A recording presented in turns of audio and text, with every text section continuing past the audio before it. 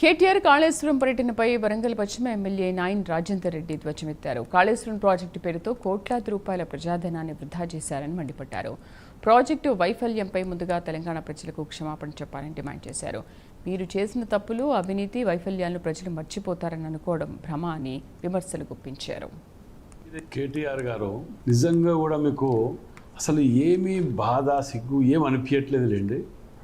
చేసిన తప్పులకు ఇలా కాళేశ్వరాన్ని గంత పెద్ద ప్రాజెక్టుని కోట్ల రూపాయలు వృధా చేసి వద్దు అన్న ఇంజనీర్గిరి, డాక్టర్గిరి అన్నీ మీరే చేసి దాన్ని కూలగొట్టి ప్రజలందరూ తీర్పు మీకు వ్యతిరేకంగా ఇచ్చిన సిగ్గుశరం లేకుండా బావో దిక్కు, బామర్దో దిక్కు, మీ కుటుంబం దిక్కు ఈ వచ్చిన డబ్బులు మీ సొంత చెల్లెలు అన్నట్లు పంపకాలలో తేడాలు వచ్చి ఇంత రాధాంతం జరుగుతుంటే ఏ ముఖం పెట్టుకొని మళ్ళీ పోయి చూసొస్తా అని చెప్పి పోతున్నావు అంటే ప్రజలు మర్చిపోతారన్నా?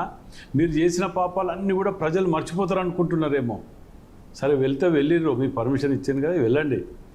పశ్చాత్తాపడి తప్పైంది, పొరపాటు అయిందని ముక్కు నీళ్ళకి రాసి వస్తే భగవంతుడు ఏమైనా మిమ్మల్ని క్షమిస్తాడేమో ఆలోచిద్దాం.